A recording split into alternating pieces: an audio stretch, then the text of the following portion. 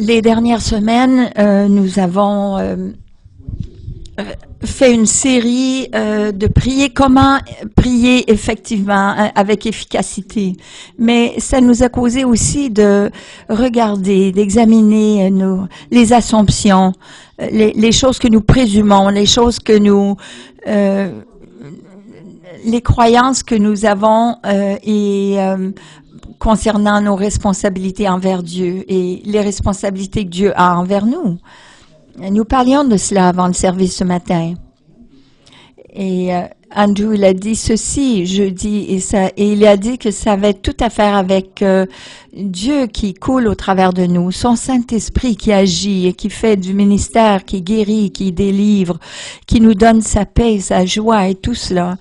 Mais on ne peut pas juste dire que c'est simplement le Saint-Esprit, parce qu'il nous a choisis pour être partenaires avec lui. Et si nous recevons pas cela, nous agissons pas cela, nous collaborons pas avec cela, Dieu ne peut rien faire.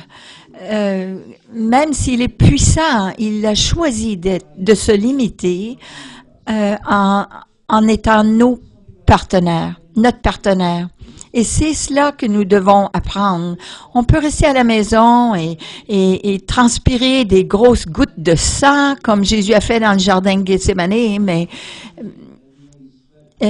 comme Jésus a fait dans le jardin de Gethsémane, il aurait pu prier, oh, sauve le monde, mais s'il serait jamais allé à la croix, on n'aurait pas obtenu notre salut. Cela lui a coûté toute sa vie.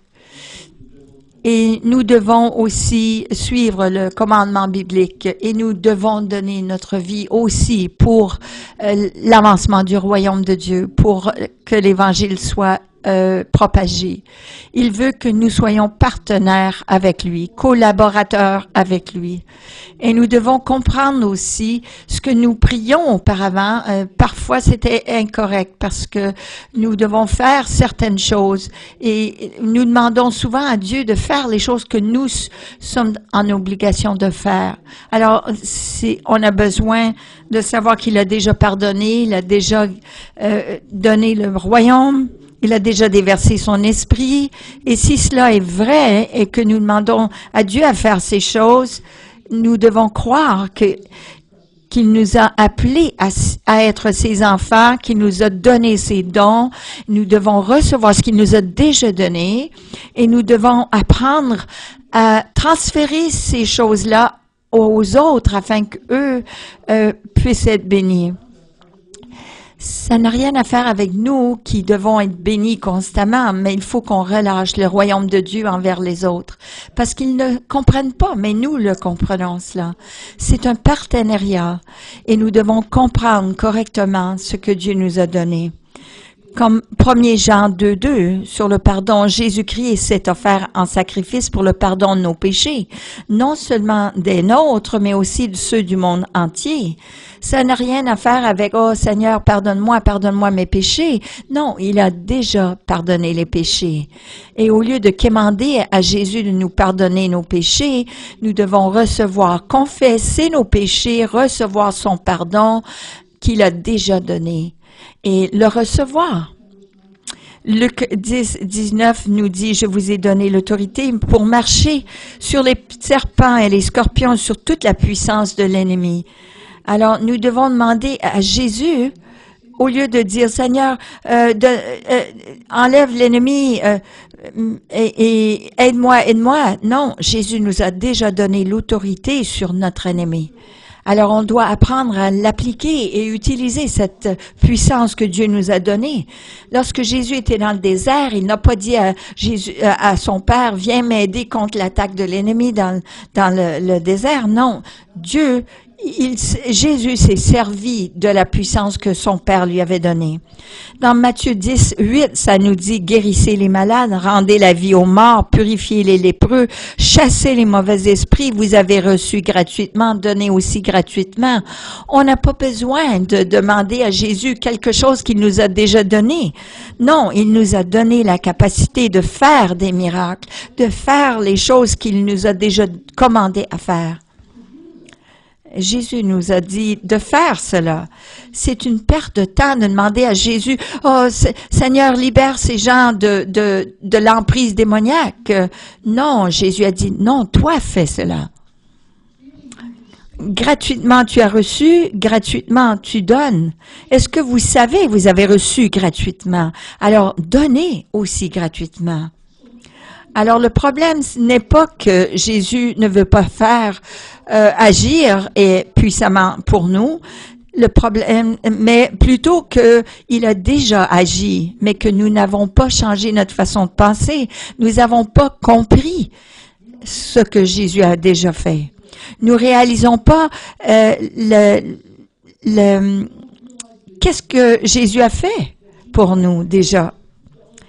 Et nous comprenons pas que Jésus nous a déjà délégué cette puissance qu'il a déposée en nous. Nous sommes vraiment des maisons, des génératrices de puissance. Mais nous devons agir comme Dieu veut que nous le faisons. Nous devons donc savoir qui est Dieu, qui nous sommes, que nous sommes équipés pleinement de la part de Dieu, et nous devons savoir aussi ce que nous avons, cette autorité que nous avons en Christ. L'intimité, l'identité et l'autorité, ce sont les trois choses que nous devons comprendre comme enfants de Dieu. Les choses que Dieu, le Père, nous a déjà données. Si nous avons l'intimité avec Dieu, nous le connaissons. Et si nous savons aussi qui nous sommes à ce moment-là et qu'est-ce que nous avons. Mais si cela est le cas, ça ne veut pas dire que nous sommes toujours fructueux dans notre vie. Afin d'être efficaces pour Dieu, il y a des choix que nous devons nous engager, envers lesquels nous devons nous engager. Si nous voulons avoir des fruits durables dans notre vie, et si nous voulons accomplir ce à quoi Dieu nous a destinés pleinement. Chacun de nous, nous sommes appelés à faire différentes choses, à différents niveaux de succès, de réussite, et d'avoir un impact sur les autres. Alors, ça sert à rien de se comparer avec les autres. Mais nous devons nous comparer avec ce que nous avons déjà fait versus ce à quoi Dieu nous appelle. Ou, en d'autres mots, qu'est-ce que nous avons déjà fait et est-ce que ça a un fruit durable? Est-ce que c'est durable?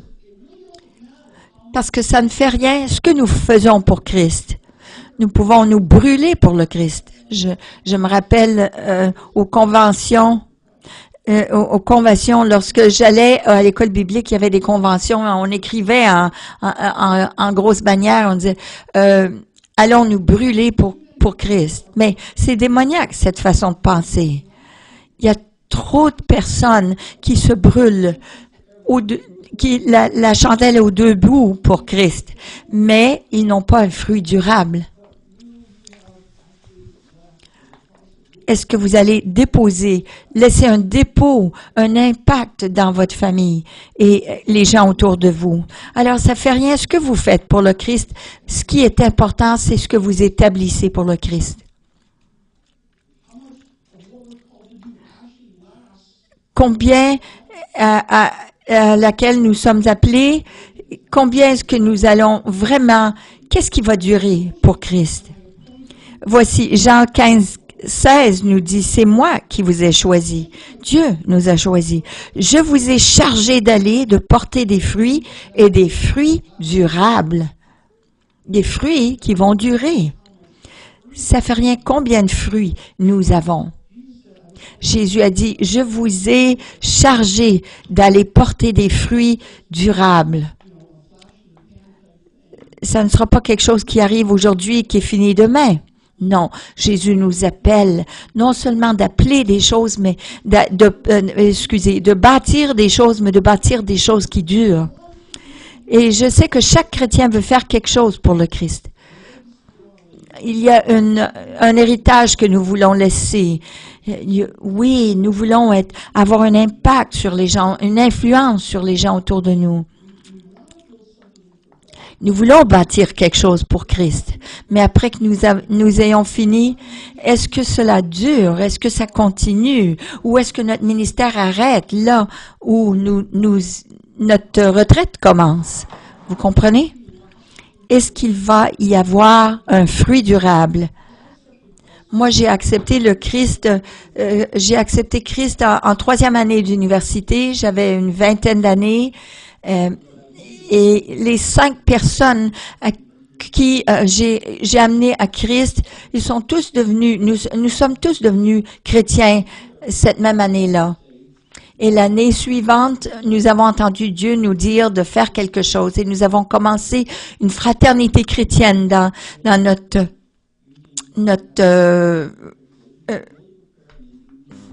notre année universitaire.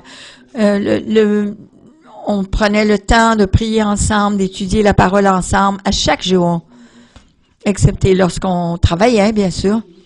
Mais à toutes les semaines, sur le campus, on avait une étude biblique et on partageait notre foi avec tout le monde qu'on pouvait rencontrer. On voulait partager ce que Dieu avait fait dans notre vie. Et dans cette même année, 30 étudiants sont devenus chrétiens, avec 2 professeurs. Alors, c'était merveilleux. C'était un temps excitant. On priait ensemble, on partageait ensemble. Et l'année suivante, les 5 personnes qui avaient commencé ce ministère, on a tous gradué. Et ce ministère n'a jamais continué. Ça a arrêté là. Avec tous les gens qui étaient délivrés et qui étaient guéris, qui étaient sauvés. On avait bâti quelque chose de merveilleux, mais on n'avait rien établi. Alors, ça n'a pas continué. On avait bâti quelque chose, mais on n'avait rien établi. L'année suivante on avait gradué, il n'y avait pas de fruits. Il n'y avait rien qui restait. On n'a rien établi. Et ce qui est triste, cette réalité triste, c'est que la plupart des églises aujourd'hui et les ministères chrétiens, c'est que nous bâtissons beaucoup, mais nous établissons très peu. Combien d'églises connaissez-vous aujourd'hui qui ne savent pas, qu'on ne sait même plus, il n'existe même plus. Il n'y a même pas d'église évangélique dans cette ville à côté qui connaît Christ. On a bâti beaucoup, mais on n'a rien établi. Il n'y a pas de fruits durables. Alors, on n'arrive jamais à notre potentiel, notre plein potentiel, comme communauté chrétienne, comme église, congrégation chrétienne. Alors, on n'influence pas nos villes. Au degré où il y a un fruit durable. Combien de villes ont des réveils et voient des gens transformés et tout le monde est excité et quelques années plus tard, cette ville est pire qu'elle était. Parce qu'on a bâti beaucoup de choses, mais on n'a rien établi. Et Dieu m'a donné cette parole il y a quelques semaines. Il m'a donné le mot « établir ». On doit apprendre à établir ce que Dieu veut faire au travers de nous. Non seulement travailler et porter du fruit, mais un fruit qui dure. Et c'est un principe de vie. Vous pouvez bâtir un mariage, mais si vous n'établissez pas ce mariage, il ne durera pas. Vous pouvez bâtir une famille, mais si vous ne l'établissez pas, et la même chose pour une compagnie, mais si vous ne l'établissez pas, elle ne durera pas. Mais Dieu dit, et mon royaume, que faites-vous de mon royaume? Il y a tant de choses dans le monde. Comment établir le royaume de Dieu? Et il y a 5 choses que j'aimerais partager avec vous pour vous lancer le défi. Nous ne pouvons pas, une personne ne peut influencer une ville, mais ça prend une église qui influence une ville. Alors, j'ai fait ces engagements, mais si vous ne faites pas ces engagements, nous, comme Église, nous établirons rien dans cette ville. Alors, premièrement, ce que nous devons faire, c'est nous devons décider d'établir quelque chose pour le Seigneur. Premièrement, nous devons recevoir le royaume pour nous-mêmes. Nous devons recevoir la plénitude du royaume pour nous. Est-ce que vous avez reçu Christ? Oui, mais la plénitude de son amour, sa puissance, son pardon. Avez-vous reçu la plénitude de son royaume dans votre vie? Alors, le premier choix qu'on doit faire, le premier engagement, c'est de choisir le royaume de Dieu.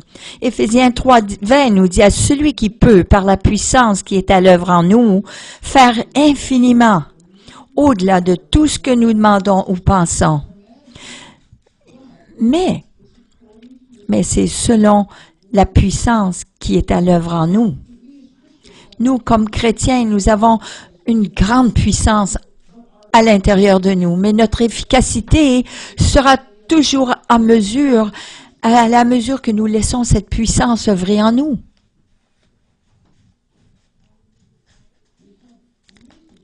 Nous avons une puissance extraordinaire.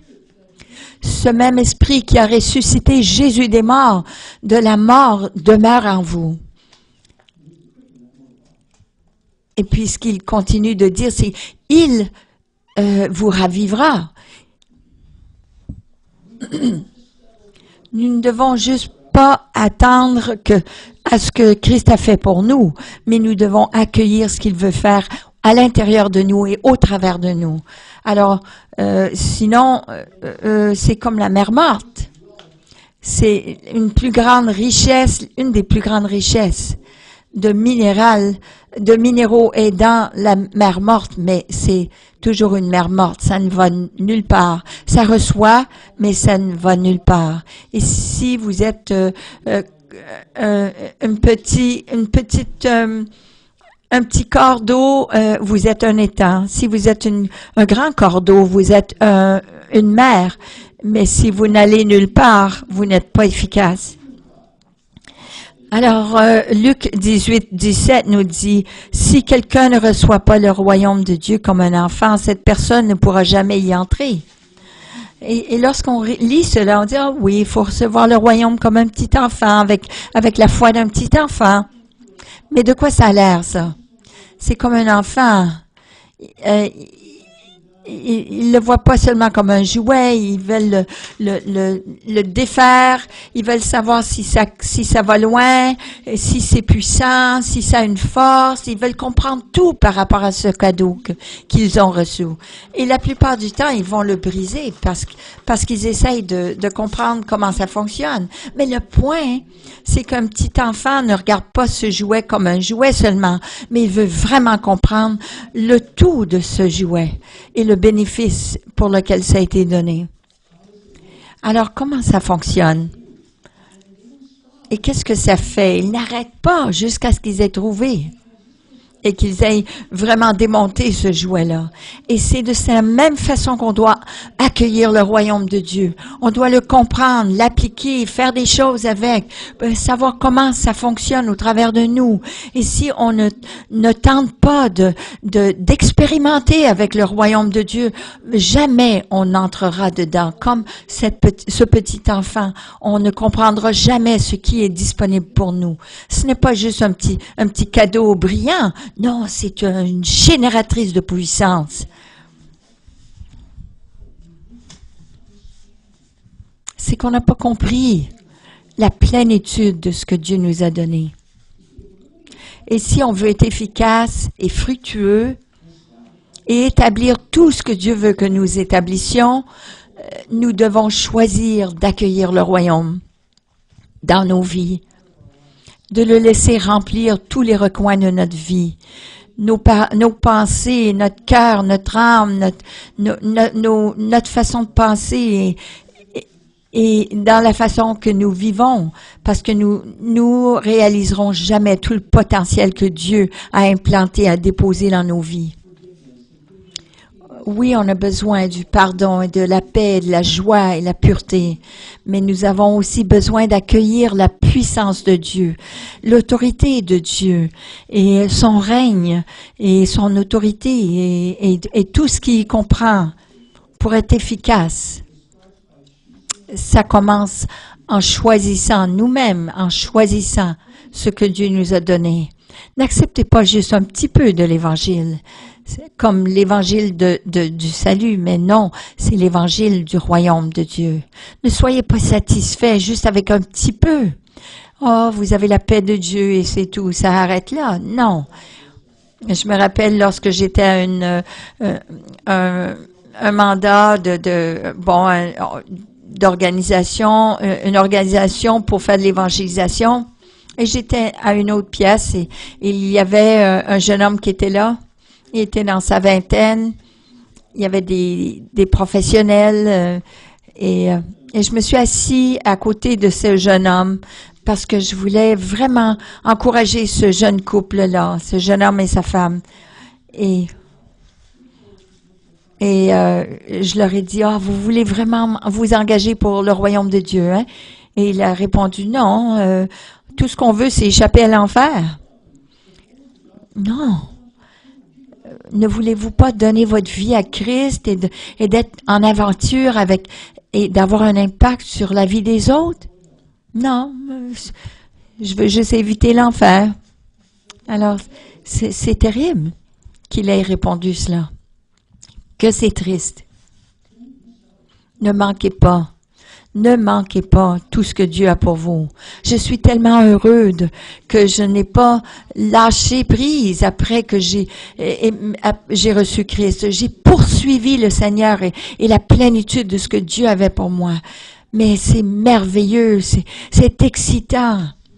Et la miséricorde de Dieu sont renouvelées chaque jour. Mais ils sont seulement nouveaux si vous poursuivez Dieu. Alors, une fois que vous ayez reçu le royaume, la prochaine chose, c'est de partager le royaume. Mais il y a deux choix si vous devez partager le royaume. Vous devez parler du royaume. De un, vous devez ouvrir votre bouche. Luc 4, 43, Jésus dit ceci, « Je dois annoncer la bonne nouvelle du royaume de Dieu aux autres villes aussi, car c'est pour cela que Dieu m'a envoyé. » Jésus n'a pas prêché la bonne nouvelle du salut. Il a prêché, annoncé la bonne nouvelle du royaume de Dieu, qui est sur la paix, la prospérité, la délivrance, et plein de choses que nous avons encore pas compris.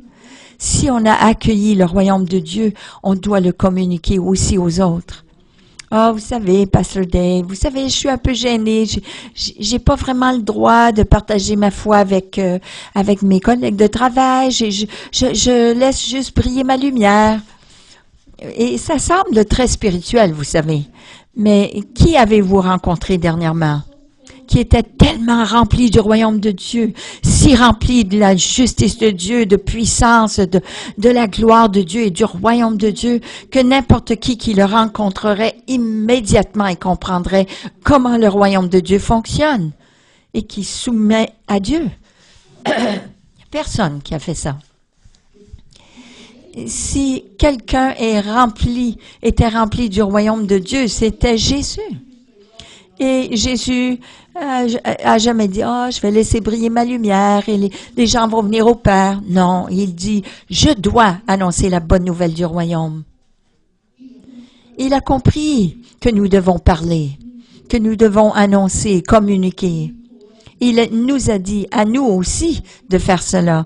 Luc 9, 1 à 2, il dit, il leur donne la force et le pouvoir de chasser tous les esprits mauvais et de guérir les maladies. Ensuite, il les envoie annoncer le royaume de Dieu et guérir les malades. C'est ce que Jésus a fait. Il leur a dit d'annoncer l'Évangile, de prêcher le royaume de Dieu. Naturellement, vous n'avez pas besoin d'être un évangéliste qui va prêcher le feu et l'enfer. Non, juste partager votre vie avec les autres. Ça se peut, oui, qu'il soit confus au début, mais partagez naturellement. N'essayez pas de manipuler les gens dans le royaume de Dieu. Juste partagez votre vie naturellement. Qu'est-ce que Dieu fait pour vous? Et ça ouvre leur cœur. Et beaucoup d'entre eux vont dire, « Oh, parle-moi-en de ça. Oh, raconte-moi-en d'autres. » Ah, il y en a qui vont dire, « Je crois pas ces choses-là non plus, ces affaires religieuses-là. » Non. Et moi non plus, je ne crois pas ces choses religieuses, mais je crois que ce que Jésus a fait pour moi. J'ai une relation avec Jésus-Christ. Chaque chrétien a besoin de savoir comment partager la nouvelle du royaume dans 60 à 120 secondes.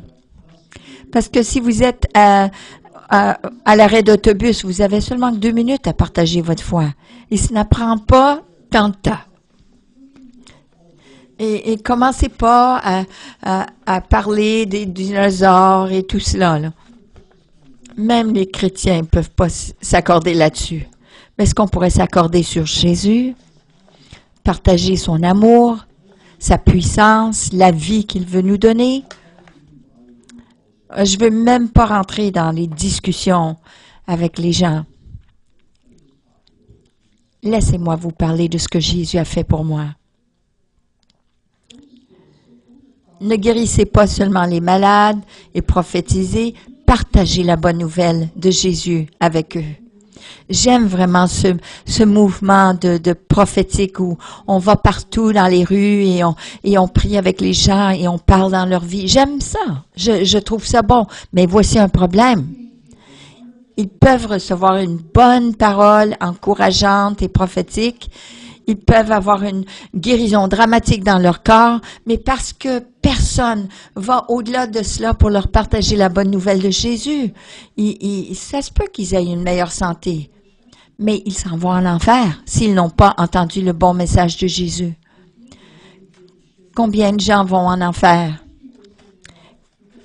Combien de personnes encouragées, guéries et délivrées vont en enfer parce qu'on ne leur a pas partagé l'amour de Dieu avec eux? Le message de Jésus-Christ. Oui, guérissons les malades, encourageons les gens, prophétisons sur eux, mais avant qu'on ait terminé, qu'ils aient compris leur destinée avec le message de Jésus-Christ. Communiquer le message du royaume de Dieu. Ça, c'est votre deuxième choix. Le premier, c'est d'accueillir le royaume dans notre vie. Le deuxième, c'est de partager le royaume de Dieu. Et le troisième, c'est de démontrer le royaume. Marc 16, 20 nous dit, les disciples partirent pour annoncer partout la bonne nouvelle. Le Seigneur les aidait dans ce travail. Il confirmait la vérité de leur prédication par les signes miraculeux qui l'accompagnaient. Partagez, mais confirmez cela avec des signes et des prodiges. Ce verset dit que les signes et les prodiges, ils suivent la prédication de la parole. Oui, partagez votre témoignage et confirmez par les signes en priant pour les malades. Vous pouvez, mais si vous faites seulement que cela, les gens sont ouverts, oui, leur cœur est ouvert 5 minutes, mais après ça ferme. Mais le meilleur temps de partager la parole n'est pas une semaine ou 1 minute ou une semaine ou un mois plus tard en leur disant, je vais te partager viens, on va aller prendre un café puis on va partager le Seigneur ensemble. Non. Si vous allez guérir quelqu'un ou prophétiser dans leur vie, là, c'est le temps de leur partager la bonne nouvelle. Tu viens de recevoir la guérison. Veux-tu que je te dise qui t'a guéri? Veux-tu que je te dise pourquoi il t'a guéri? Parce que Jésus t'aime tellement qu'il est mort pour toi, pour que tu aies une vie éternelle avec lui dans sa présence. Ça, c'est le temps de partager la bonne nouvelle. Oui, une semaine plus tard, vous pouvez faire le suivi de cela. Mais faites-le tout de suite. Ça prend seulement que 60 secondes. Laissez-moi vous dire qu'est-ce que Jésus a fait. Laissez-moi vous dire pourquoi Jésus vous a guéri. Ça, c'est quand leur cœur est ouvert. Ça fait rien ce que vous faites en premier, que vous prêchez l'Évangile ou que vous priez pour la guérison. Faites les deux. Faites les deux. Assurez-vous que vous le faites les deux. Il y a quelques années, j'ai fait une évaluation de cela dans ma vie. comment les gens répondaient à l'Évangile dans ma vie, à mon témoignage, ou lorsque je priais pour eux. Et 100%, je peux dire, de ces personnes, lorsque j'ai prié pour eux et qu'ils ont reçu l'Évangile, qu'ils ont vraiment continué dans l'Évangile. Je vais vous dire, honnêtement, je suis pas un évangéliste. Mais si je laisse le royaume de Dieu couler au travers de moi avec les signes, les prodiges et les paroles prophétiques, je peux devenir très bon à cette évangélisation. C'est de faire le royaume, démontrer le royaume et leur partager l'amour de Christ. J'ai pas besoin d'aller à l'école biblique pour faire cela. Je démontre le royaume de Dieu et l'amour de Dieu en exprimant et en manifestant les dons et les signes miraculeux. Si on a vraiment à cœur les perdus, on devrait pouvoir prendre le temps d'apprendre comment démontrer le royaume de Dieu. Si on a vraiment à cœur les perdus. Et c'est pour cela qu'on a le cours le lundi soir sur les étincelles. Et dans quelques semaines, nous allons faire des sorties. On va faire du ministère. On va aller en groupe et puis on va aller peut-être au mail. On va aller partager la parole du royaume aux gens dans le mal.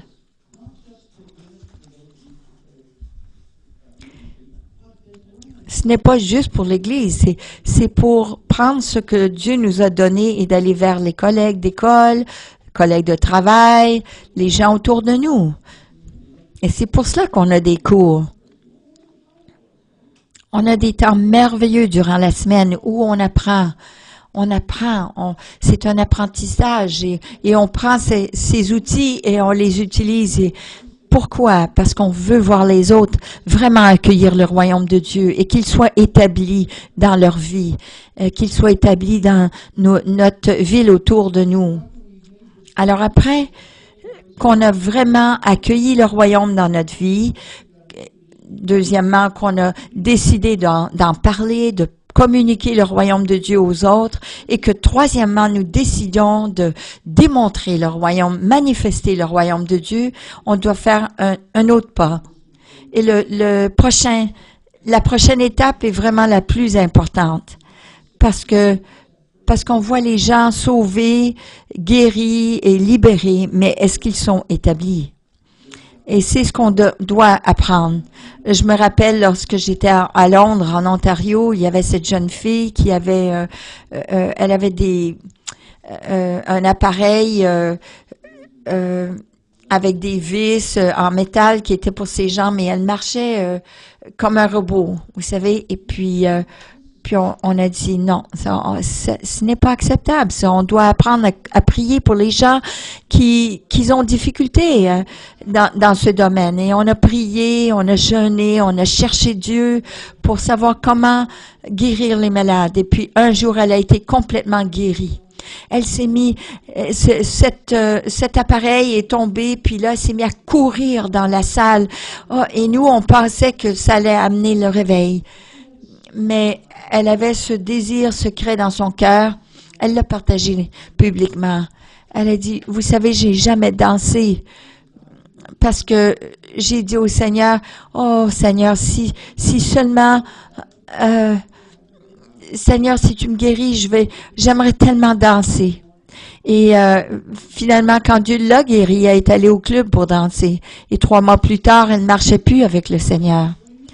Elle connaissait l'Évangile, mais elle n'a pas été établie dans le royaume de Dieu. Et le royaume de Dieu n'a pas été instauré, les valeurs du royaume n'ont pas été instaurées dans sa vie. Et jusqu'à ce jour, cette dame ne suit pas le Seigneur. Voyez-vous, c'est une rencontre extraordinaire avec Dieu. Ce que Dieu a fait pour elle pendant 20 ans, elle n'a pas marché. Et finalement, elle marche. Mais elle ne donne pas de gloire continue dans sa vie à Dieu. C'est ça que nous devons faire. C'est vraiment accueillir le royaume, partager le royaume, démontrer le royaume, mais il faut établir le royaume. Et de quelle façon devons-nous faire cela? Nous faisons un autre choix. Nous devons choisir de vivre selon les valeurs du royaume. Je sais qu'il y a des gens qui essayent, mais je veux que vous sachiez à quel point c'est important. Ce sont importantes ces valeurs du royaume. Quelqu'un a déjà dit ce que notre onction peut bâtir, notre caractère peut détruire. Ce que notre onction peut bâtir, notre caractère peut détruire.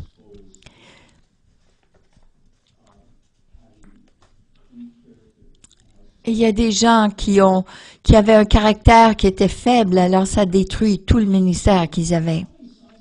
Alors, ça fait rien combien de signes et de prodiges vous démontrez. Si vous n'avez pas le caractère de Christ, vous n'aurez pas des valeurs qui vont durer dans la vie des gens. Et spécialement cette dernière année, il y a 2 versets dans la parole de Dieu qui pour moi décrivent vraiment le cœur biblique, les valeurs bibliques de la façon que nous devons diriger, conduire notre vie. Et c'est mon engagement de vivre ma vie selon cela. Premièrement, c'est 2 Corinthiens 13, 14. Et ça dit ceci. C'est un verset extraordinaire. Je priais avec quelqu'un dernièrement, avec les leaders de l'Église, et je priais pour une clarté de nos valeurs de cette Église. Et nous avons vu ce verset. Que la grâce étonnante du Maître Jésus-Christ, l'amour extravagant de Dieu et l'amitié intime du Saint-Esprit soient avec vous tous. Oh, c'est vraiment bien. Mais on a compris quelque chose. Cette vérité incroyable et la puissance d'accueillir ces principes dans ce verset. Premièrement, la grâce étonnante de Dieu, où je m'engage d'exprimer et de démontrer l'amour du Père envers qui je rencontre, tous ceux que je rencontre. Je m'engage d'exprimer cet amour de Dieu. Je m'engage d'exprimer l'amour du Père envers mes enfants et mon épouse. Chaque fois que je vais les rencontrer, que je vais discuter avec eux, je m'engage d'exprimer l'amour de Dieu avec tous ceux avec qui je travaille au travail, avec mes collègues. Je m'engage d'exprimer l'amour extravagant de Dieu. Parce que si vous faites cela, on va arrêter de faire mal aux gens. La façon dont nous réagissons, la façon dont nous répondons, nous faisons mal aux gens. Mais la meilleure, c'est d'accueillir l'amour extravagant du Père et de donner cet amour aux autres. Et je crois que les gens seraient beaucoup plus ouverts à l'Évangile si on les aimerait au lieu de les blesser. Je vois ces annonces sur les tableaux qui sont offensifs, ces messages qui détruisent et qui défont les gens, qui démolissent les gens. J'aimerais voir ce babillard qui dirait « Avez-vous expérimenté l'amour extravagant de Dieu? » Mais il faut exprimer cela. Oui, cet amour extravagant de Dieu et la grâce étonnante du Maître Jésus-Christ. Oh oui, on s'emporte avec la grâce de Dieu, la puissance de Dieu qui agit au travers de nous. Et ça nous aide à surmonter bien des choses.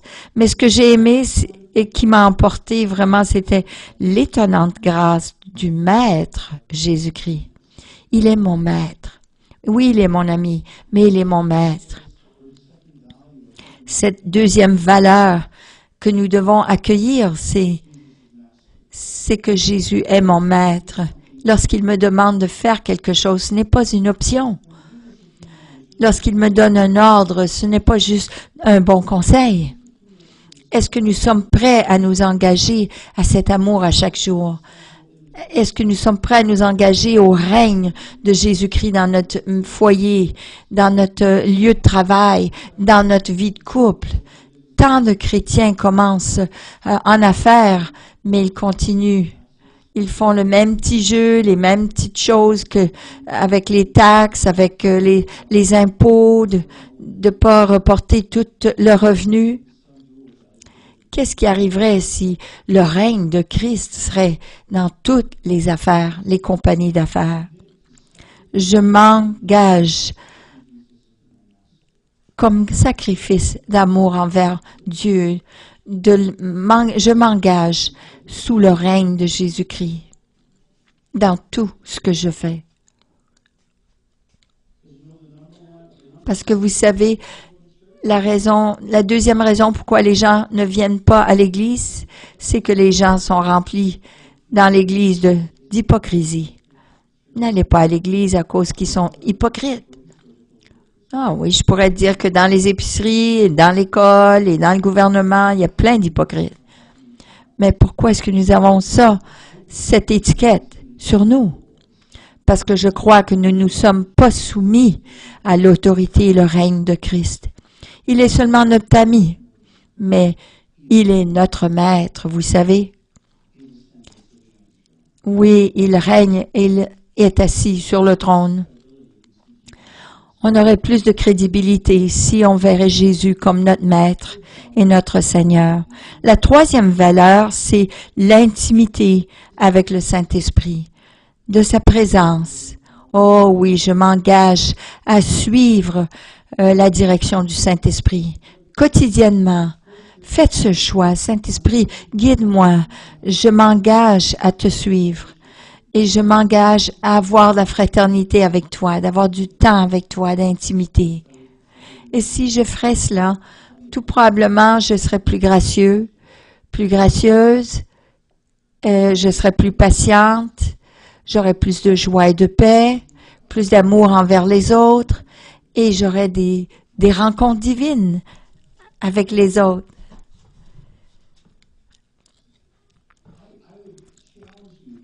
Je vous lance le défi ce matin d'accueillir ces trois valeurs personnelles, cet amour extravagant de Dieu, de partager le règne de Christ avec les autres et d'avoir le Saint-Esprit, sa présence, son amitié, son intimité et sa direction. Et si on fait cela, on va remplir l'agenda de Dieu. On va remplir et suivre les desseins de Dieu pour notre vie. Il y a aussi trois autres valeurs pour notre Église, je crois. Et je commence juste à toucher les bénéfices de cela. Acte 2, ça nous dit que ils se sont les valeurs corporatives d'une congrégation. Ça dit Acte 2, 42. Tous s'appliquaient fidèlement à écouter l'enseignement qui donnaient les apôtres, vivre dans la communion fraternelle, prendre part au repas commun et à participer aux prières. Est-ce que moi, je peux m'engager, de prendre un engagement, de savoir que la parole de Dieu est vraie, d'y croire, de l'étudier, de l'obéir? Combien de chrétiens que j'ai rencontrés? Ah oui, je sais que Dieu a dit ça, mais a écrit ça dans sa parole, mais j'en suis pas convaincu. Est-ce que je dois être convaincu de quelque chose pour suivre et obéir Dieu? J'ai pas besoin de m'inquiéter de pardonner le monde, à moins que Dieu me convainque de cela. Non, ça n'a pas d'importance que nous soyons convaincus ou non. S'il y a une conviction, c'est parce que nous avons fait quelque chose de mal.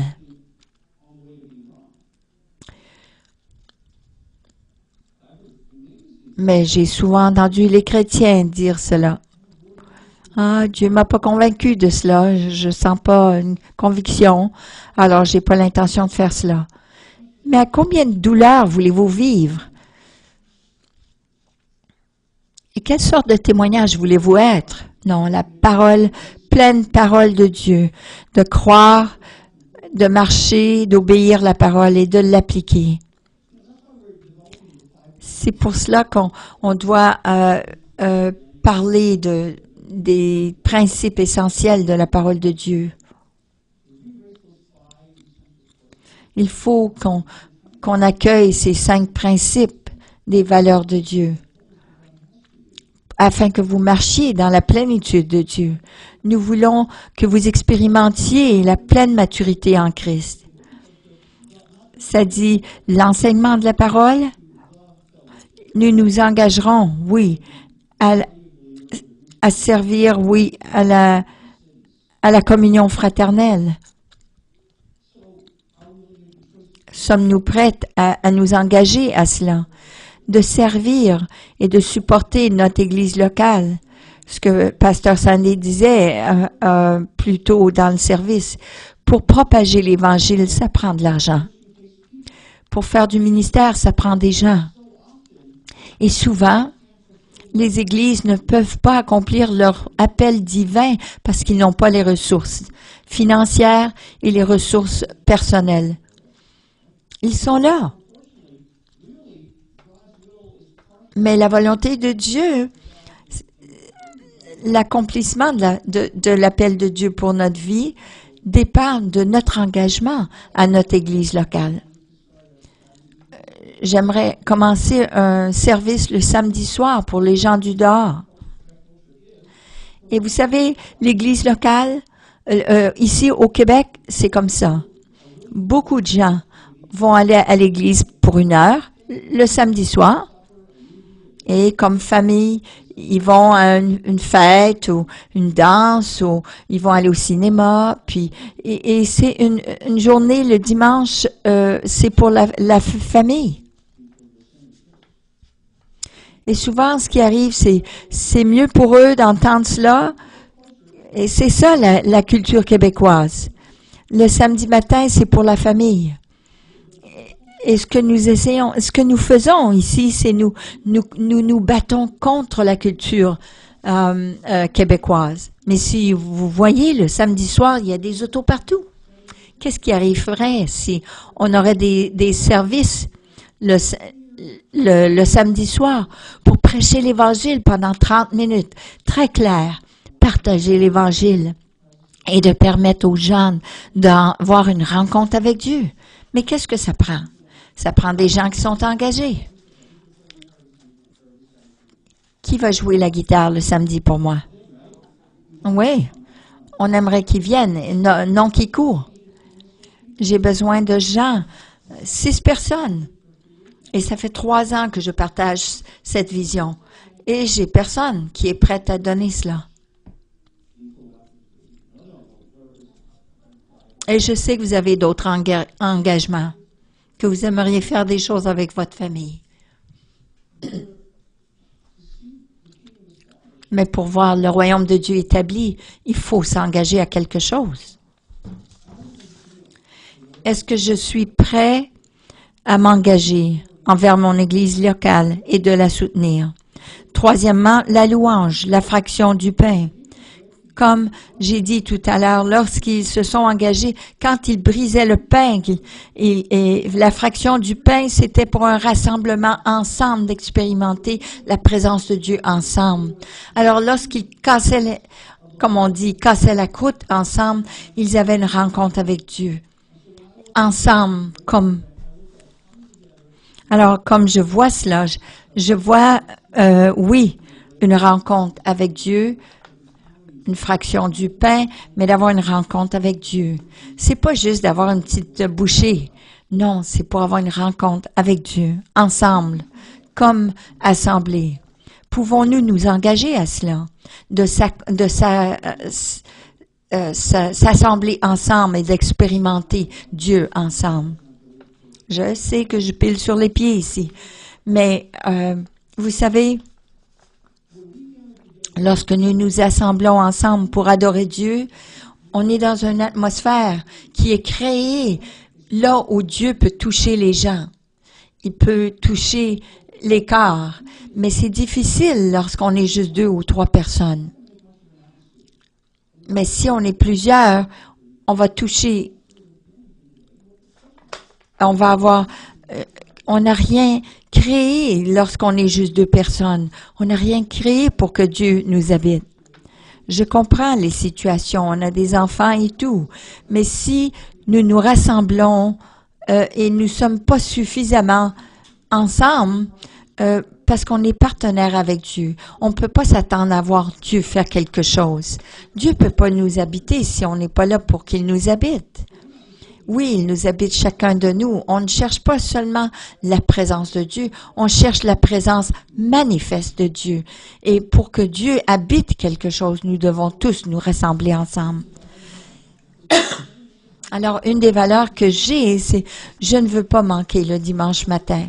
Je vais être à quelque part, qu'importe où je suis, je vais me rassembler avec d'autres qui aiment Dieu. Je veux faire partie d'une habitation pour Dieu. Alors, la louange et la fraction du pain, nous nous engagerons à nous réunir pour louer et rencontrer le Christ. Est-ce que vous êtes venus ce matin juste pour chanter des chants ou êtes-vous venus pour rencontrer le Christ? Et si on ferait tous cela, on serait ouvert à une atmosphère où Dieu peut agir puissamment. Quatrièmement, la prière. Le mot dans le grec, la prière, c'est une prière qui s'engage, une prière puissance, pas juste... ce sont des prières qui vont bouger les choses. Lorsqu'il se engageait à prier, c'était une prière où les gens s'engageaient à voir Dieu agir puissamment pour eux. Alors on a besoin de s'engager, à apprendre à prier avec les autres, afin de voir la puissance de Dieu. Et si on fait cela, on va voir le Seigneur agir. Et ça, c'est la manifestation de l'Évangile. Alors, les 4 valeurs corporatives, la pleine parole de Dieu, l'enseignement de la parole, l'engagement à l'Église locale, l'engagement à la louange, la fraction du pain et l'engagement à la prière croyante. La prière qui croit. Non seulement prier, mais je parle pas de cette prière, mais une prière qui change les choses, qui transforme le monde. Je ne veux pas prier pour apaiser mon sens de culpabilité, mais je veux transformer les choses autour de moi. Alors, 3 valeurs personnelles et 4 valeurs corporatives. Dernièrement, j'aimerais dire, si nous voulons établir ces valeurs, et si nous vivons par ces valeurs, nous commençons d'activer les gens autour de nous et nous avons un impact, une influence sur les gens autour de nous. Lorsqu'on agit et qu'on établit ces choses, on commence à établir une façon de penser au travail. On peut avoir l'attention de notre patron parce qu'on s'engage à vivre selon ses valeurs personnelles. Lorsque je travaillais à Hamilton, Ontario, à Stelco, avant de parler de cela, j'ai commencé à m'engager à vivre cela. Et le temps que j'étais à Stelco, j'ai eu des promotions et je croyais, mais qui je suis, moi? Mais je voulais m'engager. Et lorsqu'il y avait des gens qui étaient une mise à pied dans la compagnie, soudainement, miraculeusement, on me changeait de place. Et là, j'ai commencé à dire, mais Seigneur, qu'est-ce que c'est? Et quand j'ai résigné, j'ai laissé mon travail, il y avait 7 vice-présidents et il y en avait un qui a vu les valeurs de ma vie et il a dit, je veux cet homme dans ma compagnie. Et il a dit à tout le monde que j'étais intouchable. Pourquoi? Parce que je vivais selon les valeurs du royaume. Et lorsque vous faites cela, vous changez et vous affectez, vous influencez les gens autour de vous. Mais ça demande un sacrifice. De choisir de ne pas être malin contre quelqu'un, de parler contre quelqu'un. Il y a des choix de sacrifice. Mais ça paye. J'aime pas ça il y a des gens qui disent, j'aime pas ça quand ils me traitent comme un tapis. comme un paillasson. Alors, j'ai dit, mais laisse-moi suggérer, choisis d'être un tapis. Alors, pour la gloire de Dieu, choisissez de faire des disciples. Et j'aimerais juste introduire cela et on continuera la semaine prochaine. Mais il y a plusieurs versets qui ont eu un impact pour moi. Un, c'est Matthieu 4, 19 qui dit, Jésus dit, venez avec moi et je ferai de vous des pêcheurs d'hommes.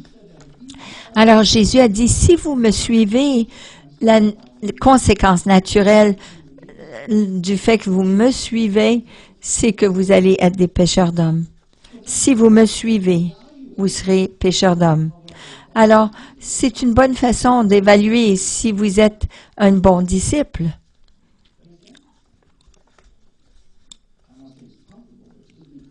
Ce n'est peut-être pas confortable, mais un pêcheur d'hommes, ce n'est pas juste... un pêcheur n'est pas seulement quelqu'un qui pêche des poissons, mais il sait comment lire l'eau quand ça remue, il sait quelle sorte d'appât utiliser, il sait comment préparer l'appât, il sait comment pêcher et rendre les poissons dans le bateau, et il sait aussi comment les nettoyer, les poissons, et comment les amener sur le marché. Alors, une personne qui va à la pêche et qui n'a jamais de poisson n'est pas vraiment un pêcheur.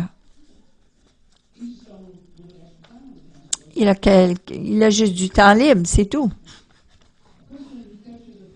Une personne qui attrape des poissons et qui le rejette dans la mer n'est pas vraiment un pêcheur. Parce que là, il doit les nettoyer pour les rendre comestibles. Jésus n'a pas dit si vous me suivez, je vais vous rendre sportif ou non, un vrai pêcheur, c'est quelqu'un qui est capable de trouver et préparer et nettoyer les poissons. Ça n'a pas juste à faire avec l'évangélisation, c'est marcher dans la sagesse de Dieu. Comment les préparer pour leur but final. C'est plus que l'évangélisation. Le deuxième verset que Dieu m'a donné était Matthieu 28, 19 à 20. Allez donc auprès des gens de toutes les nations. Faites d'eux mes disciples. Baptisez-les au nom du Père, du Fils, du Saint-Esprit. Enseignez-leur à pratiquer tout ce que je vous ai commandé. Non, c'est vraiment... ça ne dit pas l'évangélisation, là. Non, ce n'est pas un commandement pour faire de l'évangélisation, c'est un commandement pour faire des disciples. Pas juste faire des bébés, mais puis les laisser à la porte de votre voisin. Non. Vous savez, dans le vrai monde, on vous mettrait en prison pour cela.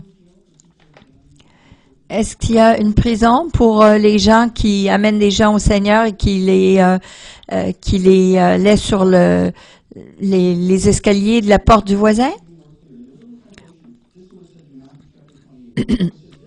Dans la version littérale, ça dit ceci dans Matthieu 28, 19 à 20. Allez, faites des gens de toutes les nations des disciples, baptisez-les et enseignez. Alors, ce qui est important, ce que Jésus nous a donné comme mandat, c'est de faire des disciples. Je ne sais pas pour vous, mais il y a vraiment une implication qui est lourde, là. Lorsque Jésus, si je n'ai pas une grande église et que je n'ai pas un grand ministère, que je ne deviens pas un homme d'affaires riche et plein de réussi, je n'ai pas besoin de me sentir mal de cela ou coupable de cela. Jésus n'a jamais dit que je ferais toutes ces choses-là pour établir son royaume. Mais ce qu'il m'a dit, c'est ceci. Va faire des disciples. Alors Jésus va revenir bientôt. La seule chose je dois vraiment me concerner, c'est est-ce que j'ai fait des disciples? Si je n'ai pas fait de disciples, je devrais me sentir coupable, mal à l'aise devant Dieu, parce que je n'ai pas obéi ce que Jésus m'a donné comme mandat avant de partir. Est-ce que j'ai fait ce que Jésus m'a ordonné de faire selon ses paroles? Est-ce que j'ai fait des disciples?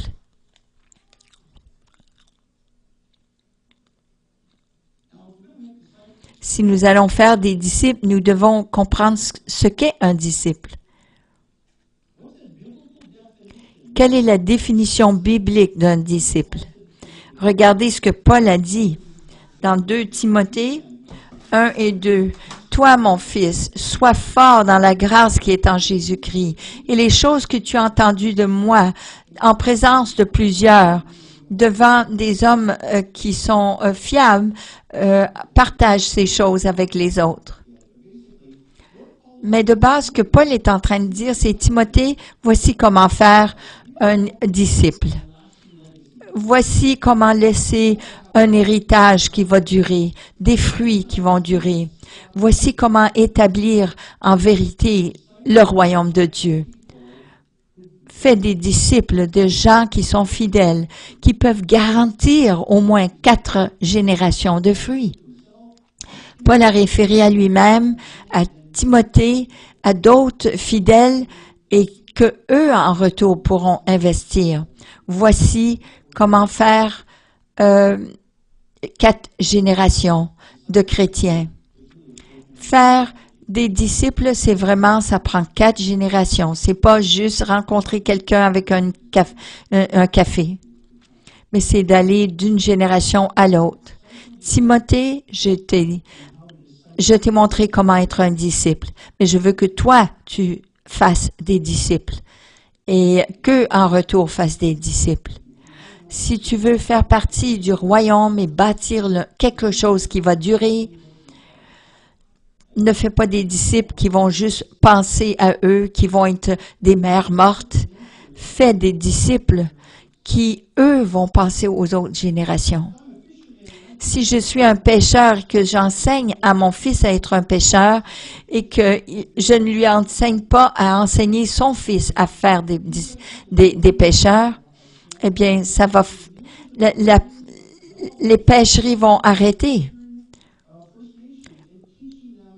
Vous savez que le gouvernement canadien dépense beaucoup d'argent, investit beaucoup d'argent avec les gens du Grand Nord à montrer comment faire. Alors, ils sont en train de leur montrer comment faire les choses des Premières Nations. Pourquoi vous pensez? Parce qu'ils n'ont pas enseigné à leurs enfants et leurs enfants de leurs enfants à faire les choses des Premières Nations.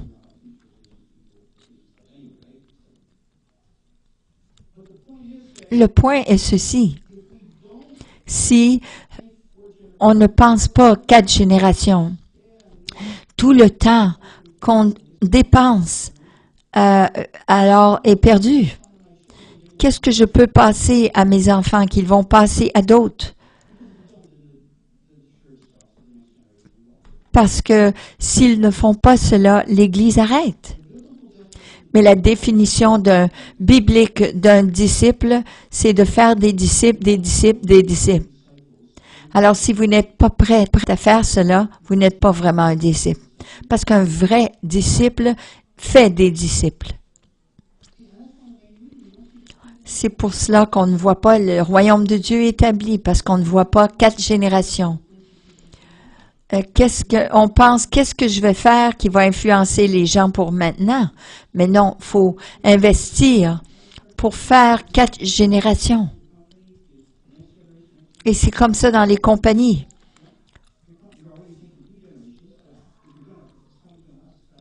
Si cette compagnie doit durer, on doit penser 4 générations.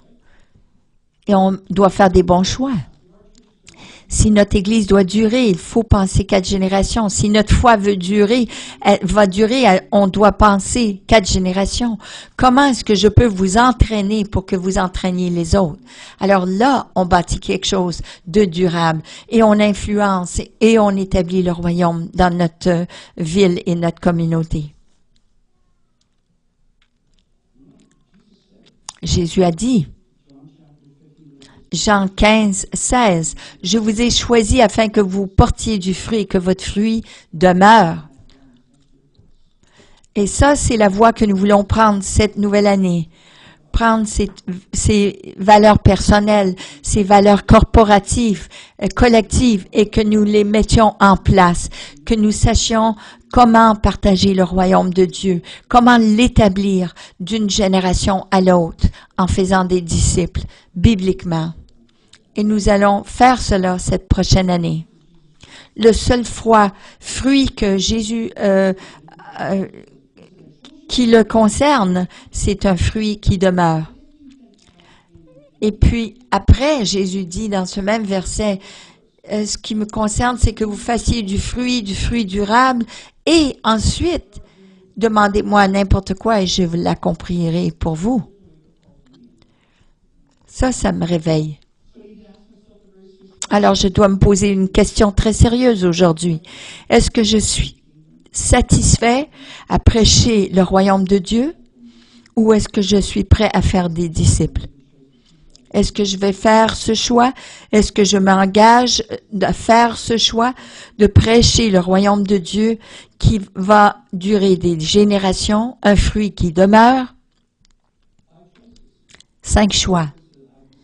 5 choix auxquels je m'engage comme individu et vous comme Église. Êtes-vous prêts à prendre ces engagements? Est-ce que nous sommes prêts collectivement comme une assemblée à prendre ces décisions, de choisir ces valeurs pour faire des disciples? Et qu'est-ce qu'il y a à Bedford et Saint-Jean et Châteauguay et Greenfield Park? Les choix que nous devons faire. Où en êtes-vous? Et regardez ces choix. Choisissez d'accueillir le royaume de Dieu. Numéro 1. Êtes-vous satisfait de ce que vous avez présentement? Ou voulez-vous plus? Avez-vous fait le choix de communiquer l'Évangile de la meilleure façon que vous pouvez? Je me rappelle d'avoir dit au Seigneur, je suis pas vraiment, je me trouve pas à la hauteur de faire cela. Mais voici ce que je m'engage à faire. N'importe où je vais dans ma compagnie, partout où je vais aller, dans quel que soit le département, je m'engage à partager le royaume de Dieu. Je m'engage à partager clairement le message du salut. Et lorsque j'ai terminé avec la dernière personne, c'est là que j'ai eu mon transfert. Dieu m'a mis dans un endroit où, là, j'ai pu partager l'Évangile avec chacun. Ils ont tous entendu l'Évangile. Et lorsque j'ai donné ma démission, ils ont fait un ensemble, ils ont fait une soirée pour moi, en mon honneur.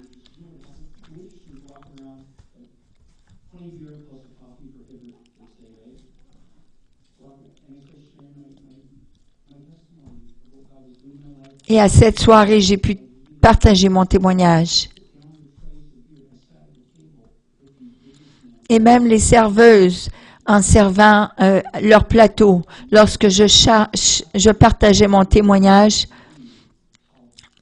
ils ont déposé leur plateau pour entendre ce que j'avais à dire.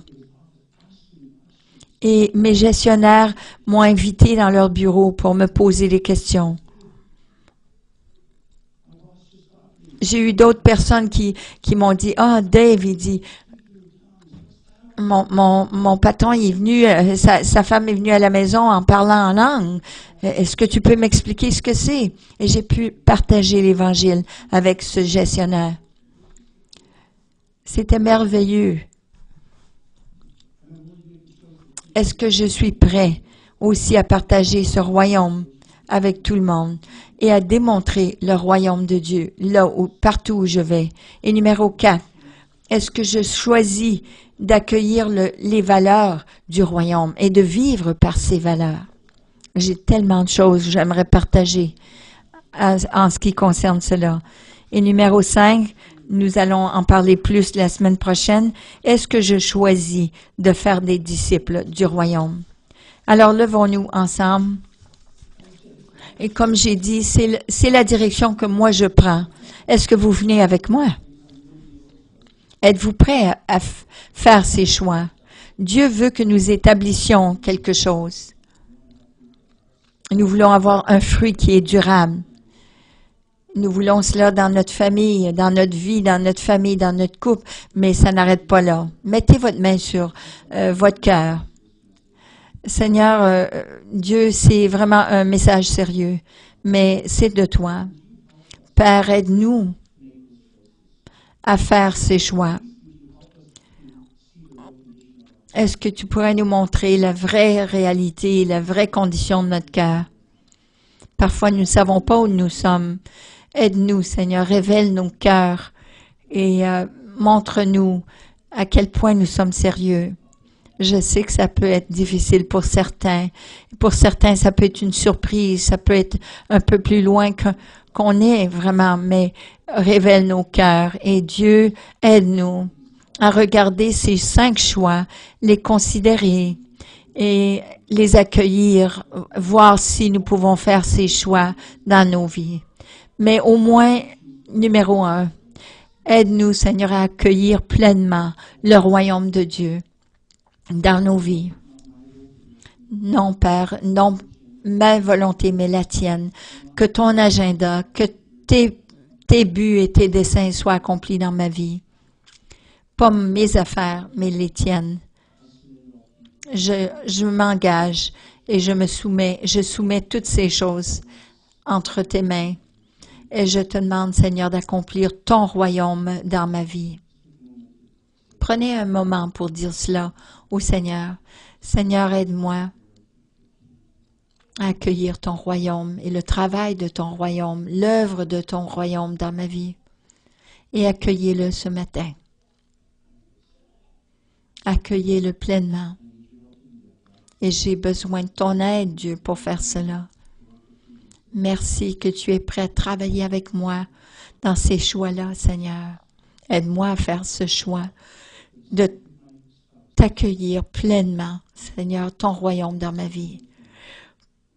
À cause de ma famille, à cause de mon conjoint, à cause du monde perdu. Aide-moi à t'accueillir, accueillir pleinement ton royaume dans ma vie. Oui, dans le nom de Jésus.